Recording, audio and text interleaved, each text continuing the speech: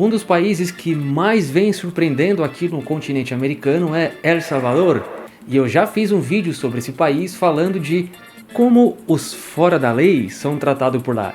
Vale a pena conferir, hein? Mas só depois de assistir esse vídeo aqui primeiro. Porque olha, é algo de dar inveja, hein? Mas não é só por isso que esse país vem se destacando positivamente não, hein? Na verdade, El Salvador vem revolucionando em muitas áreas, tá? Em muitos aspectos daquele país. E aqui nesse vídeo eu trago 9 megaprojetos que o Nayib Bukele, né, o presidente de El Salvador, tá realizando lá naquele país. Mas antes de dar continuidade, né, eu tenho que pedir a vocês para se inscreverem nesse lindo canal para não perderem nenhum dado, informação de países ou cidades pelo Brasil e pelo mundo. E claro, para não perder os videozinhos de viagem também, né? De vez em quando saem uns por aí. Já vai sair pela América Latina aí, ó. E claro que um like também é bem importante para esse canal crescer. Fazer crescer que nem El Salvador, né?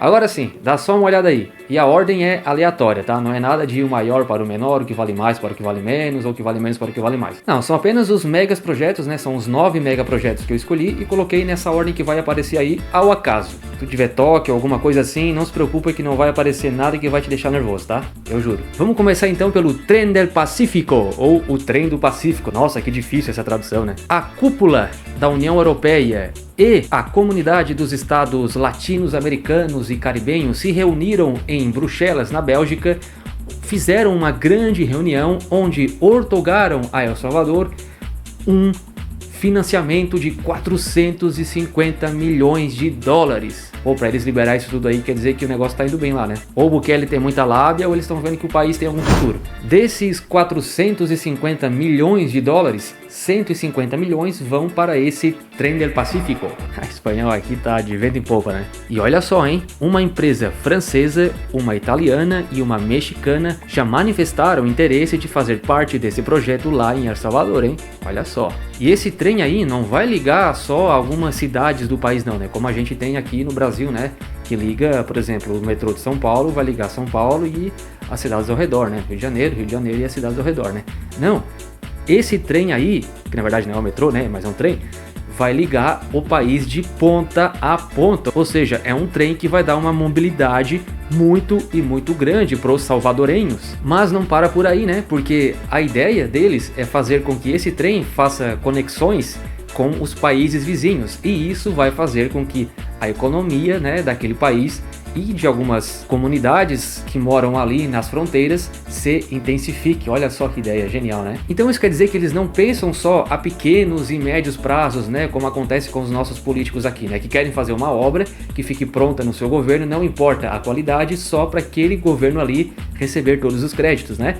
Não, lá eles estão pensando a longo prazo. Por quê? Porque esse trem que vai ligar o país de ponta a ponta e fazer conexões com os países vizinhos vai beneficiar a população. Independente de quando fique pronto, de quando comece a atuar. Quando eu falo quando fique pronto, ele inteiro, né? Porque já tem boa parte construído já. Isso significa que quando ficar totalmente pronto, não vai ser o governo atual que vai ganhar todos os créditos. Não, vão ser os governos que vão vir a posterior. E o Nayib não tá ligando para isso, porque o que importa para ele é o país, El Salvador, e a população de El Salvador. E é assim que o presidente tem que ser, agir em nome da população, e não em nome do partido ou daquilo que ele representa. E olha só, isso aí vai ser muito, mas muito bom diretamente para os moradores. Primeiro porque vai gerar emprego direto, né, para as pessoas que estão construindo toda a estrada de ferro e os trens, né, e que vão trabalhar ali no decorrer dos anos e tudo mais, né.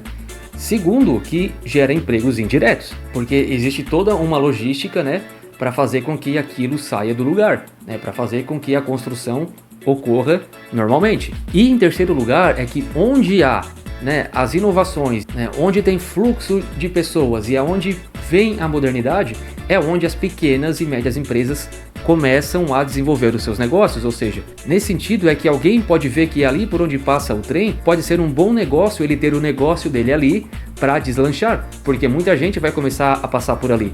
E o trem, que também não vai levar só pessoas, mas sim mercadorias, também vai passar por ali. Então é ali onde ele pode colocar tudo o que ele produziu para vender para o resto do país ou para os países vizinhos também. Olha só que coisa boa, né? Puente San Antonio. Puente San Antonio. Olha só, né? Muitas cidades pequenas aqui pelo Brasil, né? Inclusive aqui em Santa Catarina, possuem aquelas pontes de arames que tem o chão ou o piso só de madeira, né? madeira às vezes quebrada e a ponte balança toda, né? Pelo amor de Deus, passar lá é só para quem tem coragem mesmo. Então, lá em El Salvador, né, um povoado ou uma cidadezinha que ficou esquecida, né, pelos governos anteriores, também possui uma dessas pontes aí, só que ela era bem grande de um lado para o outro, né? E era uma ponte importante para a população ali, porque eles tinham que passar por aquela ponte para poder ir de um lado para o outro, né? A não ser que eles quisessem dar a volta de horas e horas. E aí o que o Bukele fez? Ele falou, não, vamos dar um jeito nisso. Até porque a quantidade de gente que precisa daquela ponte não é tão pouca assim, né? E aquele povoado precisa passar de um lado para o outro para fazer os seus negócios e para a vida acontecer, né? E o pessoal que vivia lá naquela região, eles sempre pediam para o poder, né? Para que o governo ouvissem eles, né? E arrumassem aquela ponte e fizesse alguma nova estrutura, porque ela estava bem precária mesmo. Até que, depois de muitos anos, muitas décadas, eles finalmente foram ouvidos pelo Bukele. Bukele. Eles não vão ter só uma pontezinha não, eles vão ter uma mega estrutura onde vai ser possível passar não somente pessoas, mas também carros e veículos grandes. E essa ponte aí também vai possibilitar uma coisa chamada ecoturismo. Isso significa que vai gerar renda para aquela população que são, infelizmente, de baixa renda. E também não só para os turistas, né? Porque vai possibilitar também que os moradores ali da região possam subir nas plataformas turísticas, né? Turísticas que eles vão fazer e possam ter um panorama, né, bonito de toda aquela região ali onde eles moram, né? E das cidades ali.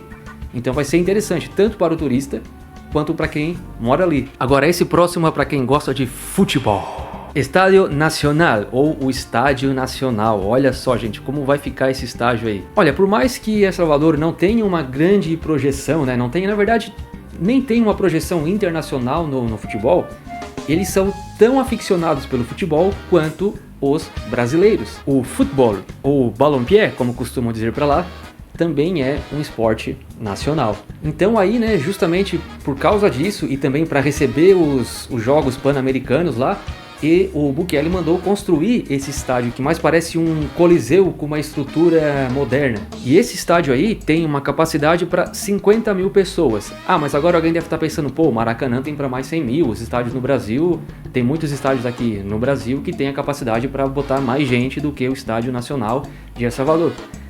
Gente, mas olha só, o paizinho El Salvador tem um pouquinho mais de 6 milhões de habitantes, ou seja, tem menos pessoas em toda El Salvador do que na cidade do Rio de Janeiro. A cidade mais habitada de El Salvador tem menos de 700 mil habitantes. Daqui a pouco, Joinville, em Santa Catarina, pode chegar a esse número. Então isso quer dizer que esse estádio está bem de acordo, né? Cumpre com aquilo que o país pede, né? E dentre tudo aquilo que é moderno para esse estádio, também vão ter algumas telas de LED, né? Espalhadas aí pelo estádio, com alta definição, né? Para mostrar bem os detalhes do jogo, junto com alto-falantes com sons bem claros. Aeroporto del Pacífico, outra joia da arquitetura moderna, né? Esse aeroporto do Pacífico vai contar com uma tecnologia de ponta para facilitar tanto na logística e na comodidade dos passageiros que estão utilizando dos serviços do aeroporto. E é claro que esse aeroporto também vai contar com voos diretos, né? Que abrirá as portas do país para o mundo.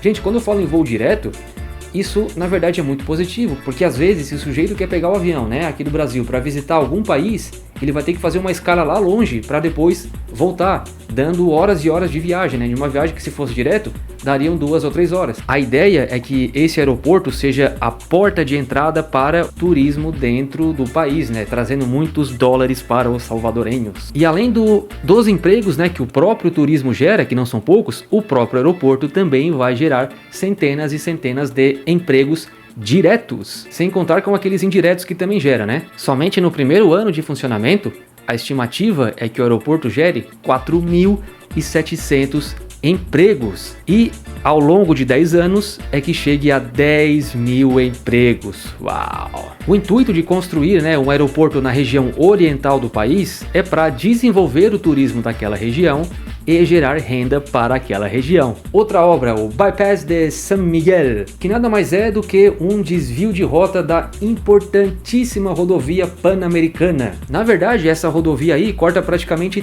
todo o continente americano, desde lá dos Estados Unidos até lá embaixo na ponta da Argentina. É muito grande. Já passei. Mas longe de ser apenas um desvio, essa obra vai gerar mobilidade urbana para todos os povos que vivem ali naquela região, né? e não só os que vivem ali naquela região, e possibilitar uma viagem mais rápida e fluida, né, pela avenida ali, pela Pan-Americana. A obra está orçada em 160 milhões de dólares. Mas gente, tudo que favorece a logística favorece a economia de um país. Tenha em mente isso. Agora o próximo é importantíssimo: megas hospitais. Com vários milhões de dólares investidos, o governo do Bukele está construindo e reformando vários hospitais por todo o país. Um deles será construído em apenas 1 ano e meio e terá, olha só, 87 consultórios, 44 salas de procedimentos cirúrgicos, mais de 80 salas para realização de hemodiálise e claro que várias outras áreas de vários outros procedimentos médicos, né? Procedimentos e especialidades médicas. Inclusive sala de recuperação, laboratório de prótese e olha só, sala de cuidados paliativos, que é muito importante e a gente peca muito aqui no Brasil. Se aqui no Brasil, né, a nossa saúde desse mais atenção para essas áreas de cuidados paliativos, muita doença, muita coisa ruim seriam evitadas, só por causa desses cuidados aí. Olha só que legal, né? O hospital de Necapa, por exemplo, vai ter um helipuerto, né? Um heliporto. Legal, né? Os investimentos em hospitais vão chegar até 450 milhões de dólares. Próximo, Universidade del Futuro. É claro que o nome futuro não vai estar ali à toa, né? Alguma coisa quer dizer. E claro, né? É porque a ideia é que toda a universidade seja dotada de tecnologias de ponta, como, né, os laboratórios de última geração que estão sendo construídos. Os estudantes irão experienciar essas tecnologias de pontas na sala de aula com os novos métodos educacionais. Veremos. Tá merda, já entrei em faculdade com um quadro de giz. A ideia também seria misturar estudantes de distintas culturas e de distintos países. Vamos ver o que eles vão fazer com essa universidade, Vamos ver como é que eles vão fazer tudo isso dar certo, né? Provavelmente dê. Talvez eles estejam usando o modelo de algumas faculdades internacionais que existem na Ásia, como por exemplo na Malásia. Já vou falar disso em outro vídeo, então, fica aí, tá? Próximo projeto, Puente General Manuel José Arce. Nossa, que espanhol de ponta. Essa mega estrutura aí vai tentar fomentar o comércio local ali da região, né? E facilitar a passagem de pessoas de um lado para o outro, né? De uma parte para outra. Isso porque existe uma lacuna ali que impossibilita a passagem de pessoas. Vai ser uma ponte com 4 pistas, mas aí olha só, a gente tem que levar em consideração o tamanho do país. Eu digo isso porque dentro do Brasil nós temos pontes enormes, né? Com várias pistas uma do lado da outra. Mas o Brasil é um país com mais de 200 milhões de habitantes. E El Salvador é um país com 6 milhões de habitantes, né? Então vamos levar isso em consideração também, né? E olha só que legal, gente. Além de gerar os empregos diretos ali para a construção da ponte, futuramente essa ponte construída vai poder gerar também mais empregos por causa dela construída. Por quê? Porque agora várias empresas e indústrias vão poder se instalar ali que antes não se instalavam porque não existia uma logística boa ali. Agora tem uma logística, simplesmente tu pode passar os teus negócios, as tuas mercadorias de um lado para o outro. Empresas que não se instalavam ali, seja de oferecer serviços ou matérias, também não se instalavam ali porque estavam trancadas praticamente, não poderiam oferecer os seus serviços em outros lugares ali perto, então fugiam ali da área, né? Agora não, agora vão poder se instalar ali e gerar futuros empregos também. Olha só que coisa boa, né? Olha, eu moro numa cidade que tem umas 4, 5 pontes. E sempre depois que essas pontes foram construídas, alguns negócios começaram a surgir, e aí a cidade foi crescendo, né? A estimativa de investimento é de 30 milhões de dólares. Rodovias inteligentes. Esse emaranhado de rodovias aí, aos poucos estão se formando em corredores eficientes e com várias conexões em pontos estratégicos. E nessa rodovia aí, né, nesse emaranhado todo, está recheado de tecnologias avançadas para a gestão do tráfego. E claro, né, com monitoramento em tempo real para atuar em qualquer emergência que venha a acontecer. Alguns sensores foram colocados ao longo da rodovia, né, e esses sensores aí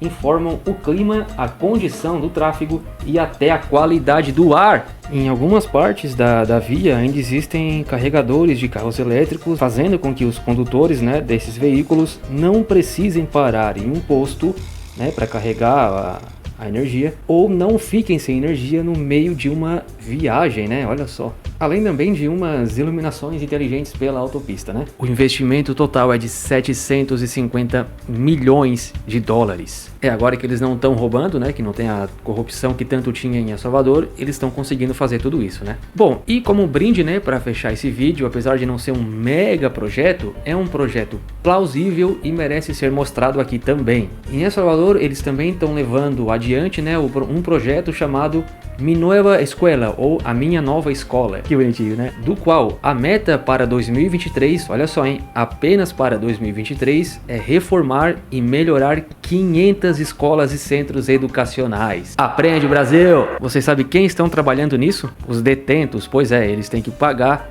pela alimentação que recebem dentro da prisão. Até porque a alimentação, né, sai dos nossos impostos. Gente, vocês perceberam a quantidade de coisas que um presidente de uma nação considerada pobre está fazendo lá naquele país? É inquestionável a diferença entre ele e os presidentes que nós tivemos aqui na nossa época, na nossa geração. E é inquestionável o desenvolvimento de um país quando o líder do executivo de uma nação faz aquilo que tem que ser feito. Aqui eu trouxe apenas 9 megaprojetos, porque existem vários outros de pequenos e médios portes que estão sendo realizados por todo o país. Então não é pouca coisa, não é pouco investimento que está tendo lá em El Salvador. Não, é muito. Os impostos estão voltando para a população em forma de projetos. Claro que eles recebem financiamento de fora, mas isso por quê? Porque esse presidente se mostrou hábil na negociação e provou com ações que não tá ali para roubar, que não é para ser mais um corrupto que governa El Salvador desde 1992, que foi a época da Guerra Civil que teve lá, né? E olha só, hein? Se um país que tem um imposto menor do que o Brasil e que tem uma quantidade de gente infinitamente menor pagando impostos consegue fazer isso tudo, imagina no Brasil, né? Imagina se nós tivéssemos os políticos que fizessem o nosso dinheiro chegar onde tem que chegar. Imagina o quão bom e o quão desenvolvido que seria o nosso país. Provavelmente não teríamos esse nível de criminalidade e esse baixo nível de escolaridade que nós temos aqui, né? É para se pensar. El Salvador está mudando e para melhor. E agora eu te falo, se inscreve nesse canal para não perder mais nada. Tchau!